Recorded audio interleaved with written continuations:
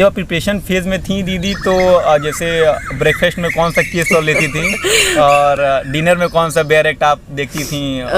Majorly breakfast मेरा constitution और criminal से होता था क्योंकि वो बहुत इंटरेस्टिंग टॉपिक्स होते थे, और by the end of the day minor laws क्योंकि वो ईजी होते हैं और थोड़े से रिलैक्सिंग होते हैं, तो इसलिए माइनर लॉज डिनर में होते थे। तो ठीक है, और लंच वंच के लिए कुछ स्पेशल प्रोविज़न हो तो? नहीं, वो वैसे ही चलता रहता था बस पूरे दिन में। ठीक।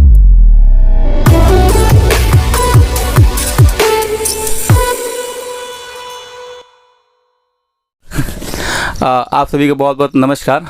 हमारे साथ है कृतिका दीदी, जिनका क्लैट पीजी में 570 रैंक आया था, 870 रैंक आया था। तो it is for being honour कि एज ए सीनियर इतना अच्छा उनका रैंक आया था, और हम लोग के लिए भी काफ़ी इंस्पायरिंग होता है।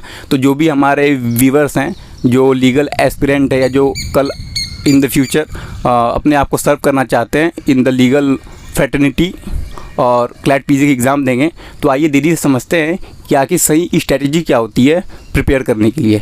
तो थैंक यू दीदी for being here. Thank you so much, Vipin, for having me here. And it was a good journey throughout the preparation. So exactly what are the aspects, मतलब क्या जानना है, मतलब exactly क्या questions होंगे? दीदी questions ये होंगे कि आपने पहले तो आपने कब डिसाइड किया कि नहीं मेरे को क्लैट पीजी देना है, क्योंकि it is being tough for the law aspirant कि मेरे को लिटिगेशन में जाना है, कि मेरे को एलएलएम करना है कि नहीं करना है, क्योंकि बहुत सारे मिथ चलते रहते हैं, बहुत सारे कन्फ्यूजन चलते रहते हैं। 3rd ईयर 4th ईयर तक सब तो क्लियर रहता है, ठीक है, मतलब लाइफ बहुत स्मूथ चलती रहती है। फिर 5th ईयर में आपको परेशान होना रहता है कि अच्छा लिटिगेशन में जाए कि जुडिशरी में जाए, कि एलएलएम करना भी है कि नहीं करना है, और कोचिंग कौन सा लूँ नहीं लूँ। तो उन चीज़ों को लेके एस्पेक्ट को दीदी बताइए कि कब आपने पहली बार सोचा कि नहीं मुझे क्लैट पीजी देना चाहिए और क्यों देना चाहिए? थ्रू आउट द टाइम, मतलब जब से लॉ किया है उसके बाद ये तो था कि मास्टर्स करना है, इनिशियल यही प्लान था। तो फिर जब 5th ईयर का स्टार्ट हुआ था तब से फिर क्लैट के लिए कि क्या स्ट्रैटेजी होगी और क्लैट में क्या क्या क्वेश्चंस आते हैं, पास्ट पेपर कैसे है, उनका एनालिसिस वगैरह, तो वो तब से ही शुरू कर दिया था। तो एलएलएम करना है ये तो वेरी फर्स्ट हैंड पे क्लियर था कि करना ही करना है। और कोचिंग तो अमित लॉ इंस्टीट्यूट है लखनऊ में, तो वहाँ से मैंने कोचिंग ली थी। तो और उसके अलावा जैसे केस लॉज वगैरह क्लैट में आते हैं, तो वो जो भी सर लैंडमार्क जजमेंट्स लगवाते हैं या फिर जो रीसेंट जजमेंट्स लाइव लॉ वगैरह रिपोर्ट करते हैं, उनसे वो सब कवर हुआ था, और बाकी सारा लॉ सर ने कोचिंग में कवर करा दिया था। तो दीदी आपने एग्जैक्टली, क्योंकि दिसंबर में एग्ज़ाम होते हैं, हाँ, तो आपने एग्जैक्टली कितना टाइम पहले आपने एक सही डिसीजन लिया कि नहीं मेरे को अब क्लैट पीजी में और फुल थ्रू मेरे को प्रिपरेशन करना चाहिए? आई थिंक अराउंड सितंबर से final full fledge preparation start हुई थी फॉर दिसंबर। लाइक थोड़ा थोड़ा सा केस लॉज रीसेंट देखना, रीसेंट जजमेंट्स देखना, लॉ का चल रहा था साथ साथ, पर जो एक्चुअल फुल फ्लेज प्रिपरेशन थी वो सितंबर मिड से इधर दिसंबर के पहले तक स्टार्ट। इट इज़ ये ऐसा नहीं कहेंगे कि आपने काफ़ी लेट कर दिया, या मतलब मेरे को लगता है कि थोड़ा और पहले हो जाता तो I think it is quite better. हाँ, अगर ये चीज़ है, ये रियलाइजेशन कि अगर पहले से स्टार्ट होता तो वो और बेटर रैंकिंग पे आता, पर क्योंकि और काफ़ी सारे करिकुलर एक्टिविटीज़ थी उस टाइम, करिकुलम में बहुत सारी चीज़ें शेड्यूल्ड थी, तो फिर वो चीज़ उतनी ज़्यादा अच्छे से नहीं हो पाई। पर हाँ, अगर यही प्रिपरेशन और 3-4 महीने पहले से होती और ज़्यादा जजमेंट्स कवर किए होते, तो ये चीज़ एक बेटर उस पर आती कि वो 870 रैंक जो है वो और इम्प्रूव हो जाती। तो दीदी मॉक टेस्ट जो है बहुत कंपलसरी होता है एक तरीके से, क्योंकि एज ए स्टूडेंट मैं भी देखता हूँ, क्योंकि मैं चीज़ों को प्रोक्रेस्टिनेट करने लगता हूँ कि अरे यार मॉक टेस्ट देंगे, सिलेबस प्रिपेयर है नहीं, डिमोटिवेट हो जाएंगे। तो एक काम करते हैं, सिलेबस अच्छे से कंप्लीट हो जाएगा, फिर फुल थ्रो जो है मैं प्रिपरेशन करूँगा। लेकिन फुल थ्रो प्रिपरेशन करने के लिए, क्योंकि आप सिलेबस को कंप्लीशन करने लगते हैं, और ये it is the harsh truth कि कभी आपको सिलेबस कभी तैयार हो ही नहीं पाता है। अग्रीड। मतलब एग्ज़ाम के एक दिन पहले तक आपको सिलेबस तैयार नहीं हो पाएगा। तो मैंने ये क्लैट पीजी में थोड़ा बहुत ये मैंने अपने तरीके से जो ब्लंडर किया था, तो मैं कहूँगा कि आप इस चीज़ को कैसे देखती हैं? मतलब मॉक टेस्ट को मतलब कितना प्रायोरिटी देनी चाहिए, कितना इंपॉर्टेंट है? मतलब मुझे ऐसा लगता है कि मॉक टेस्ट देना सबसे ज़्यादा इंपॉर्टेंट है, बिकॉज जो भी प्रिपरेशन है आपकी जितनी है वो आपको एक मॉक से ही समझ में आएगी। क्योंकि अगर आपके मार्क्स कम आ रहे हैं तो भी आपको एक टाइप ऑफ क्वेश्चंस कैसे पूछ रहा है, या कौन से सब्जेक्ट से, कौन से एरिया से ज़्यादा क्वेश्चन आ रहा है, उसका आइडिया आपको बेटर तरीके से लग पाता है। सो मॉक्स मुझे लगता है बहुत ही इनिशियल स्टेज से लगाने लगना चाहिए। एटलीस्ट एक प्रिपरेशन के पहले आपको मॉक लगाना चाहिए कि आप अभी कहाँ स्टैंड कर रहे हो, आपका क्या आ रहा है फुटिंग, आप कहाँ पे हो अभी। फिर उसके बाद विद टाइम जैसे आप सब्जेक्ट्स कवर कर रहे हो, आप केस लॉज कवर कर रहे हो, आपको विद टाइम मुझे लगता है bye the end of like when you have 1 month और 1.5 month लेफ्ट, तो आपको हर वीक एक मॉक देते रहना चाहिए। और सिर्फ मॉक देना नहीं, उसको एनालाइज भी करना है कि जो क्वेश्चंस गलत हो रहे हैं वो कहाँ के क्वेश्चंस है, कौन से एरिया के क्वेश्चंस है, क्यों नहीं अटेम्प्ट हुए, बाय मिस्टेक, कभी कभी सिली मिस्टेक में क्वेश्चंस गलत हो जाते हैं। जैसे क्वेश्चंस में नॉट वगैरह होता है, तो अगर आपने क्वेश्चंस में नॉट नहीं ध्यान दिया तो फिर वो क्वेश्चन आपने आंसर में गलत मार्क कर दिया, तो आपका कॉन्सेंट्रेशन लैक है या क्या प्रॉब्लम आ रही है। ये सारी चीज़ें मॉक्स आइडेंटिफाई करने में हेल्प करती हैं। दीदी जब हम लोग मॉक टेस्ट देते हैं तो उसमें देखते हैं कि कई सारे कोचिंग इंस्टीट्यूट जो है काफ़ी अच्छे से वो पाई चार्ट, ग्राफ, एनालिसिस करके देखते हैं। तो क्या आपको इससे मतलब हेल्प मिला था? मतलब जैसे ऑल इंडिया लेवल पे भी होता है AITS करके, ऑल इंडिया टेस्ट सीरीज करके, जिन लोगों ने उस कोचिंग में इनरोल किया तो वो they are sitting in a particular time frame और वो सब एग्जाम देते हैं और फिर ऑल इंडिया लेवल पे कितनी रैंकिंग आई है, क्या आपने ऐसा कुछ किया था? हमारा एक रोस्ट्रम लीगल का मॉक का सीरीज था, वो हमने लिया था, और उसके अलावा एक फिनोलॉजी लीगल के क्वेश्चन मॉक्स थे। तो वो जो मतलब जैसे प्रॉपर चार्ट्स वगैरह देते कि ये इस एरिया के क्वेश्चंस आपके इतने सही हुए हैं, ये आपके क्वेश्चंस गलत हुए हैं, इस परसेंटेज पे आप है क्वालिफाइंग क्राइटेरिया के उस पे। तो वो अलग अलग जो आपको पाई चार्ट्स बताते हैं, उससे आपको अपना स्टैंड देखने में काफ़ी हेल्प मिलती है इन ऑल द एस्पेक्ट्स। मतलब कोई एस्पेक्ट मिस नहीं होता है उन पाई चार्ट्स की वजह से। और दीदी जैसे कई बार मॉक टेस्ट देते हैं तो कई बार रिजल्ट उतने फेवरेबल नहीं आते हैं, तो क्या कभी डिमोटिवेट हुई, मतलब यार सही नहीं रहा या मतलब और बेटर हो सकता था? मतलब हाँ, इनिशियली जैसे जब मॉक देती थी तो काफ़ी सारे क्वेश्चंस मतलब गलत हो जाते थे, ध्यान नहीं जाता था, तो वो एक डिमोटिवेशन का भी फेज आता है बहुत ज़्यादा कि नंबर ही नहीं आ रहा है मॉक में। पर विद टाइम आप जब देखो कि आप जब रेगुलर मॉक्स देने लगो, आपका नंबर ऑफ अटेम्प्ट्स बढ़ता है, आपका और कंसंट्रेशन बढ़ता है, तो क्वेश्चंस अपने आप धीरे धीरे सही होने लगते हैं, और फिर आपके जब मार्क्स आने लगते हैं तो वो मोटिवेशन आपका बढ़ता चला जाता है। तो मतलब मुझे ऐसा लगता है कि मॉक्स में कैसे भी मार्क्स आए उनसे डीमोटिवेट नहीं होना चाहिए, वो जर्नी आपकी ऐसे ऐसे चलती रहती है। तो आपका बस वो है कि आप लगातार उसमें एनालिसिस करते रहिए, आप देखते रहिए कि कहाँ पे कैसे गलती हो रही है, क्या आपको सही करना है, इम्प्रूव करते रहिए विद द टाइम, और स्क्रूटनी करते रहिए अपने आप को जहाँ आपकी गलती हो रही है और आपको कैसे इम्प्रूव करते रहिए आप इम्प्रूवमेंट। हाँ, मतलब वो आपको हमेशा हर मॉक के साथ आइडेंटिफाई करके लिखने चाहिए कि ये टॉपिक्स जो है मेरे सब्जेक्ट के, यहाँ गलती हो रही है, ये क्वेश्चंस बार बार गलत हो रहे हैं, ये वाली चीज़ें आपको करनी चाहिए। दीदी जब हम लोग क्लैट PG के बारे में बात करते हैं या फॉर द पर्टिकुलर क्लैट, तो वो उसमें देखते हैं कि वो काफ़ी लेंदी होता है और रीडिंग बेस होता है, और जब आप पहली बार जब उसको अटेम्प्ट करने की कोशिश करते हैं तो आप पूरा पेपर कवर ही नहीं कर पाते हैं, बहुत सारे क्वेश्चन छूट जाते हैं। तो आप नंबर ऑफ क्वेश्चंस पे ज़्यादा ध्यान देती थी कि एक्यूरेसी पे ध्यान देती थी? क्योंकि जब देखते हैं तो 120 में से किसी का अगर 70s में अगर नंबर्स आ रहे हैं तो ही जो इस बार का था तो वो टॉप 50 में लाइक कर रहा था, ठीक है। तो नंबर ऑफ क्वेश्चंस पे ध्यान देना चाहिए, क्वालिटी पे, क्वांटिटी पे, एक्यूरेसी पे, क्योंकि 120 क्वेश्चन ही अपने आप में एफर्ट करके और पूरा पेपर कवर करना यही अपने आप बहुत बड़ा चैलेंज हो जाता है। और बहुत सारे जो स्टूडेंट रहते हैं वो कहते हैं कि नहीं मैं 120 क्वेश्चन तक पहुंच ही नहीं पाया। उस चीज़ को आप कैसे देखती हैं? मतलब इनिशियली जैसे मैं न्यूज़पेपर पहले नहीं पढ़ती थी, पर जब से मैंने न्यूज़पेपर पढ़ना स्टार्ट किया तब से मॉक की रीडिंग स्पीड बढ़ गई। क्योंकि जब आप रेगुलर कुछ ना कुछ रीड करते रहते हैं तो फिर आपकी जो रीडिंग स्पीड होती है वो इम्प्रूव हो जाती है, तो जो आपकी क्लैट PG में आपको बहुत हेल्प करती है if you have a good reading speed. तो जैसे जब इनिशियली मॉक होते थे तो फिर कुछ क्वेश्चन रह जाते थे या कुछ पैसेज डिसिफर नहीं हो पाते थे, पर फिर जब आप रेगुलर रीडिंग करना स्टार्ट करते हो, आप अलग अलग सोर्सेज से पढ़ते हो, तो फिर आपका रीडिंग स्पीड बढ़ जाता है। तो फिर with time by the time मुझे लग रहा है जब मैंने 7th या 8th मॉक दिया था अपना, तब तक मैं पूरे 120 क्वेश्चंस पढ़ लेती थी और पैसेजेस के साथ। तो ये चीज़ आप विद प्रैक्टिस आएगी, जब आप प्रैक्टिस करते रहते हो तो आपको फिर आइडिया लग जाता है। और जैसे कुछ क्वेश्चंस क्या होते हैं जो पैसेज से ही जिनके आंसर होते हैं, तो जब आप कॉन्सेंट्रेट करके रीड करते हो तो आपके कुछ क्वेश्चंस तो वैसे ही कंप्लीट हो जाते हैं। तो ये चीज़ बहुत मतलब सबसे मेजर फैक्टर है आपका रीडिंग स्पीड, आप कैसे इंप्रूव करो।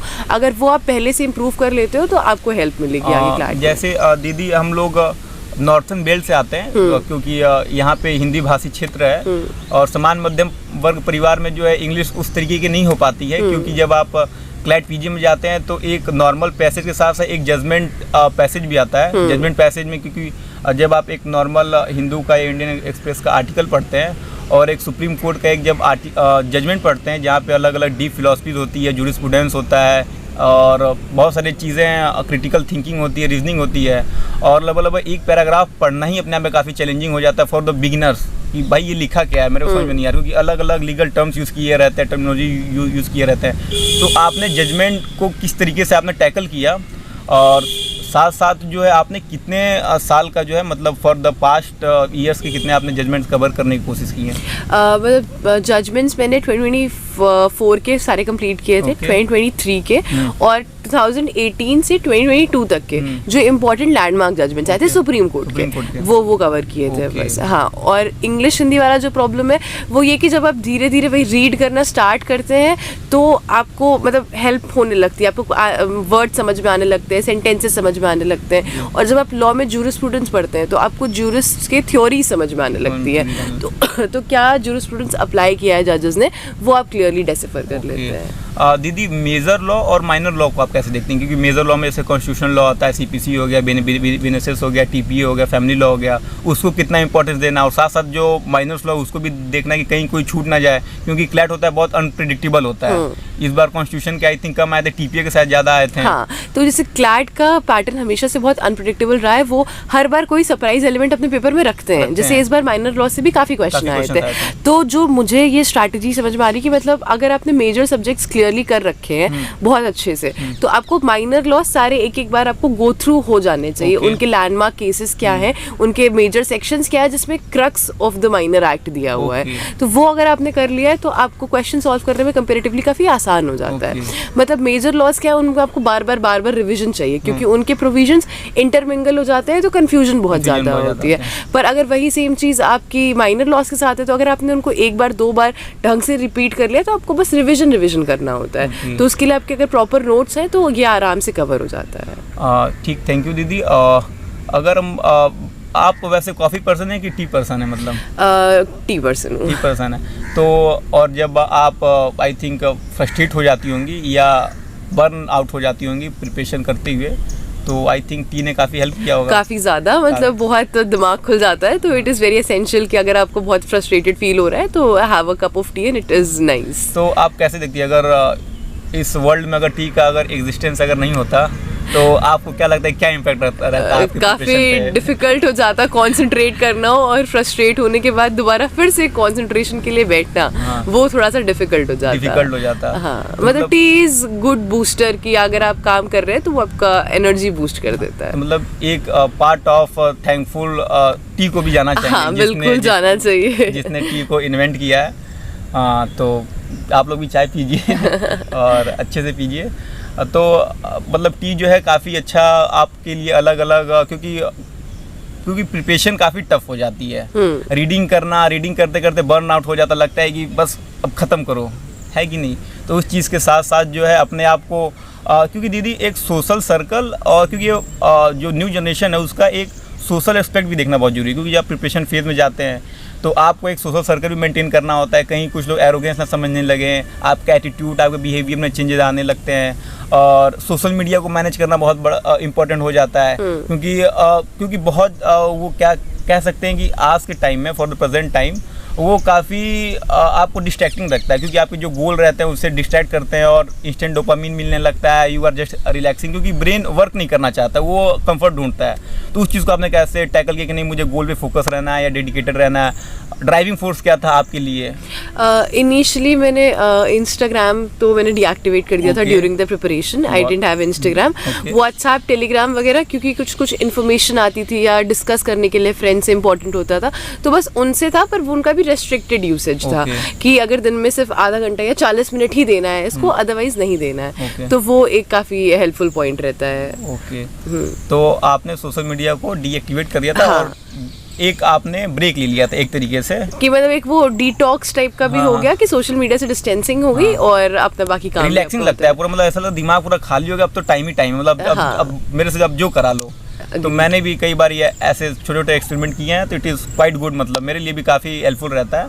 और आपकी ड्राइविंग फोर्स क्या थी कि मतलब करना है, या नहीं होता कई बार डिमोटिवेट होने लगते हैं, तो उसके लिए क्या था मतलब कुछ? मतलब मेजरली तो ये कि मास्टर्स करना था, तो वो एक बैक ऑफ द माइंड था कि एम ऐसा है तो उस चीज़ के लिए आगे करते रहना है। एंड विद दैट मेरे पेरेंट्स काफ़ी ज़्यादा सपोर्टिव है, तो वो हर चीज़ पे मतलब हर वीक में कि सही चल रहा है नहीं चल रहा है, क्या प्रॉब्लम्स आ रही है, मॉक्स में कभी मार्क्स कम आ रहे हैं तो देवर देयर, ज़्यादा आ रहे हैं तो हाँ कि ओवर कॉन्फिडेंट नहीं हो, तो they balanced it very well.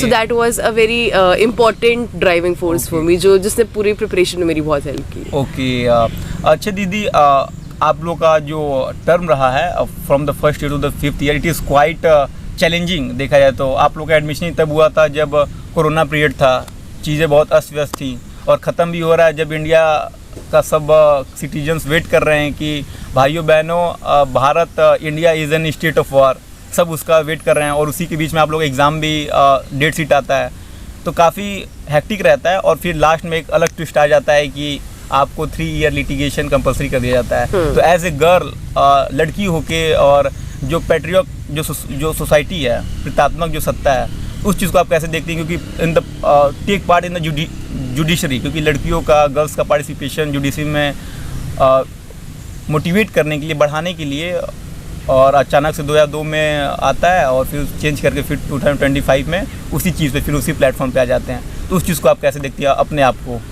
मतलब जर्नी जो रही है स्टार्टिंग से, वो तो काफ़ी अप्स एंड डाउन्स के साथ रही है, कुछ ना कुछ रेगुलर आता चला गया है, पर हाँ ये कि when you have this force कि अरे चलो ठीक है हम हैंडल कर लेंगे, तो वो चीज़ हो जाती है। एंड रिगार्डिंग 3 ईयर जजमेंट, तो मतलब कंपेरेटिवली अगर मेरी फैमिली मुझे सपोर्ट कर रही है तो आई एम समवेयर ओके कि चलो ठीक है मेरी फैमिली सपोर्ट कर देगी, but there are many number of women जिनकी फैमिली उन्हें नहीं सपोर्ट कर पाएगी, बिकॉज बाय एज ऑफ 22 आपका ग्रेजुएशन कंप्लीट हो रहा है, 22 और 23, फिर आपका 3 साल का प्रैक्टिस, तो मुझे लगता है कि सबकी फैमिली इतनी सपोर्टिव होगी कि वो उनको इतना टाइम देगी कि हाँ आप प्रिपेयर करो, हमें कोई दिक्कत नहीं है। क्योंकि एक तो ऐसा पेट्रियार्कल सोसाइटी में एज अ फीमेल आपको आगे आना ही बहुत इंपॉर्टेंट चीज़ हो जाती है, कि आपको बहुत स्ट्रगल होता है उसके लिए, और फिर एट द सेम टाइम जब आपके साथ इस तरह के हर्डल्स आ जाते हैं, बिकॉज सारे पेरेंट्स को टेंशन होती है कि बेटी है, शादी करानी है, टाइम सेटल कराना है, तो उनका सेटल कराना इज डिफरेंट, तो फिर वो चीज़ थोड़ा प्रॉब्लमैटिक है। तो इस जजमेंट का जो इम्पैक्ट है फॉर विमेन वो काफ़ी ज़्यादा एडवर्स हो सकता है, क्योंकि इस तरह से जो विमेन का पार्टिसिपेशन है ऑलरेडी बहुत कम है जुडिशरी में, और ये रेशियो और डिक्रीज हो जाएगा, क्योंकि अभी भी फैमिलीज इतना वेट नहीं कर सकती हैं कि 28-29 ईयर्स तक आपको टाइम दे कि हाँ आप अपने करियर में सेटल हो जाओ। क्योंकि जो चीज़ें शुरुआत हुई थी 2002 के बाद, पार्टिसिपेशन बढ़ रहे थे और कई अच्छे से चीज़ें देखने को आ रही थी। हम लोग ने प्रेसिडेंट दिया है, प्राइम मिनिस्टर दिया, लेकिन अभी तक CGI नहीं दे पाए हैं। हाँ एग्जैक्टली, मतलब ये हमारे पार्ट पे बहुत बड़ा लैक है कि आज तक हम सिंस इंडिपेंडेंस हम अभी तक अपने आप को एक विमेन CGI नहीं दे पाए हैं। तो ये चीज़ को वर्क करने के लिए ये तो एक हर्डल की जैसे आ गया है कि अब 3 साल का और उनके लिए बार आ गया है कि वो और इस चीज़ में, इस प्रोफेशन में आगे बढ़े, वो डिफ़िकल्ट हो गया है। काफ़ी आपने अच्छे से चीज़ों को एक्सप्लेन किया। जब आप प्रिपरेशन फेज़ में थी दीदी, तो जैसे ब्रेकफास्ट में कौन सा केस तो लेती थी, और डिनर में कौन सा बेयर एक्ट आप देखती थी? मेजरली ब्रेकफास्ट मेरा कॉन्स्टिट्यूशन और क्रिमिनल से हो जाता, क्योंकि वो बहुत इंटरेस्टिंग टॉपिक्स होते थे, और by the end of the day minor laws, क्योंकि वो ईजी होते हैं और थोड़े से रिलैक्सिंग होते हैं, तो इसलिए माइनर लॉज डिनर में होते थे। तो ठीक है, और लंच वंच के लिए कुछ स्पेशल प्रोविज़न हो तो? नहीं, वो वैसे ही चलता रहता था बस पूरे दिन में। ठीक है, तो आशा करते हैं कि आप लोगों को, जो भी व्यूवर्स हैं, उनको अपने क्वारीज मिले होंगे। दीदी ने बहुत अच्छे से हर चीज़ों को एक्सप्लेन किया है और हर डायमेंशन को कवर करने का कोशिश किया है। मैंने भी अपने तरीके से एफर्ट किया है कि कुछ चीज़ें या कुछ पोर्शन छूटे ना, from the preparation to the motivation. तो ये अभी एंडिंग नहीं है, it's just a beginning. I hope दीदी को कोई अच्छा सा कॉलेज मिले, टॉप 5 NLUs में जाएं, और फिर वहाँ से एक नई जर्नी की शुरुआत करेंगे, और दीदी से in the beginning in the for the duration of that time हम लोग दीदी से फिर कनेक्ट करने की कोशिश करेंगे, और फिर वहाँ से इनका एक अलग एक्सपीरियंस, क्या उन्होंने देखा, क्या उन्होंने समझा, और क्या फिर बाद में हम लोग को समझाना चाहेंगी for the life and for the future और for the legal aspirants.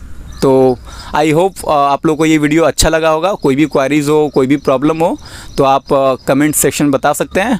And thank you for being here and subscribe to the Juris Atlas. Thank you so much.